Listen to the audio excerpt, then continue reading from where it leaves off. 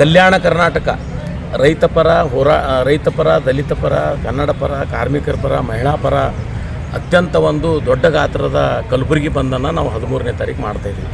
13ನೇ ತಾರೀಕು ಬಂದ್ ಮಾಡಿದ್ರೆ ನಮಗೆ HKCCದವರಾಗಲಿ ವೈನ್ ಶಾಪ್ದವರಲ್ಲಿ ಬಸ್ನವರಲ್ಲಿ ವಿವಿಧ ಸಂಘಟನೆಗಳು ನಮಗೆ ಸಂಪೂರ್ಣವಾಗಿ ಬೆಂಬಲ ಕೊಟ್ಟಿದ್ದಾರೆ. ನಾವು ಆ ದಿನ ಬಸ್ ಬಂದಿರ್ತದೆ, ಬಹುಶಃ 13ನೇ ತಾರೀಕು ಬಸ್ ಬಂದಿರೋದ್ರಿಂದ ದಯವಿಟ್ಟು ಗ್ರಾಮೀಣ ಪ್ರದೇಶದಲ್ಲಿ ಬರ್ತಕ್ಕಂಥ ಜನರು ನಾವು ಅಪೀಲ್ ಹೋಗ್ತಾ ಇದ್ದೀವಿ. ವಿನಂತಿ ಇದೆ, ಹೋರಾಟ ಮಾಡೋರು ಮಾತ್ರ ಅಲ್ಲಿಗೆ ಬರಬೇಕು, ಇಲ್ಲಿ ಬರಬೇಕು. ಆದರೆ ಅನಿರೀತ್ಯ ತಮ್ಮ ಕೆಲಸ ಅಂತ ಬಂದರೆ ಅವ್ರಿಗೆ ತಾಪತ್ರೆ ಆಗ್ಬಾರ್ದು, ಅವ್ರಿಗೆ ಲಾಸ್ ಮಾಡ್ತಕ್ಕಂಥ ವ್ಯವಸ್ಥೆ ನಮಗಿಲ್ಲ.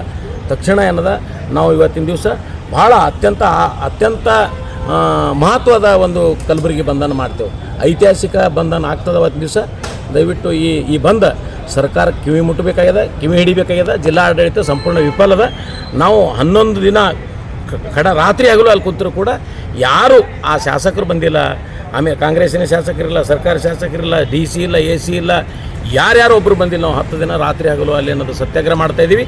ಈ ಸರ್ಕಾರ ಕಿವುಡದ ಕುಡ್ಡದ ಮತ್ತು ಅತ್ಯಂತ ಈ ರೈತನ ಮೇಲೆ ಗದಾಪಾರ ಮಾಡ್ತಕ್ಕಂಥದ್ದು, ರೈತರಿಗೆ ಮೋಸ ಮಾಡ್ತಕ್ಕಂಥ ಯಾವುದರ ಸರ್ಕಾರ ಇದ್ದರೆ ಇದು ಕಾಂಗ್ರೆಸ್ ಸರ್ಕಾರದ ಮತ್ತು ಜಿಲ್ಲಾ ಆಡಳಿತ. ಅನುಮತಿ ಕೊಟ್ಟರೆ ಬಂದು ನಮಗೆ ಅದಕ್ಕೆ ಬೇಕು.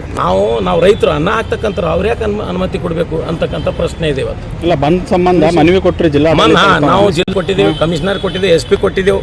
ಮತ್ತು ನಮ್ಮ ಭಾಗದಲ್ಲಿ ಬರುತ್ತೆ ರಿಂಗ್ ರೋಡ್ ಬರಲಿರ್ತಕ್ಕಂಥ ಯೂನಿವರ್ಸಿಟಿ ಕೊಟ್ಟಿದ್ದೆವು, ಇಲ್ಲಿ ಚೌಕ್ ಪೊಲೀಸ್ ಸ್ಟೇಷನ್ ಕೊಟ್ಟಿದ್ದೆವು, ಬ್ರಹ್ಮಪುರ ಪೊಲೀಸ್ ಸ್ಟೇಷನ್ ಕೊಟ್ಟಿದ್ದೆವು, ಮತ್ತು ಗ್ರಾಮೀಣ ಪೊಲೀಸ್ ಸ್ಟೇಷನ್ ಎಲ್ಲರಿಗೂ ಏನದ ನಾವು ಮನವಿ ಕೊಟ್ಟಿದ್ದೆವು. ನಾವು ಬಂದಿರ್ತದೆ ಅಹಿತಕರ ಘಟನೆ ಯಾವುದು ನಡೆಯಂಗಿಲ್ಲ.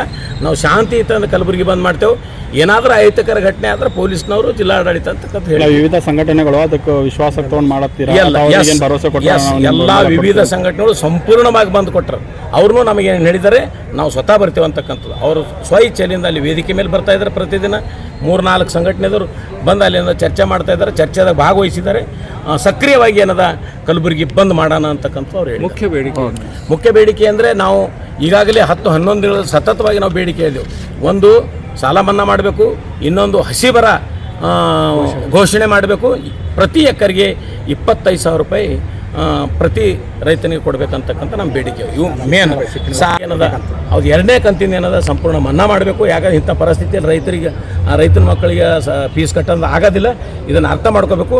ವಿಶೇಷವಾಗಿ ಕಲಬುರಗಿ ಜಿಲ್ಲೆಯ ಏನು ವಿದ್ಯಾವಂತ ವಿದ್ಯಾರ್ಥಿಗಳಿದ್ದೀರಿ, ತಾವು ಕೂಡ ಕೈ ಜೋಡಿಸ್ಬೇಕು. ನಿಮ್ಮ ಪರವಾಗಿದ್ದೇವೆ, ನಾವು ನಮ್ಮ ಕೈ ಜೋಡಿಸ್ಬೇಕಂತಕ್ಕಂಥದ್ದು ಕೆಲವು ವಿದ್ಯಾರ್ಥಿಗಳಿಗೂ ಕೂಡ ನಾವು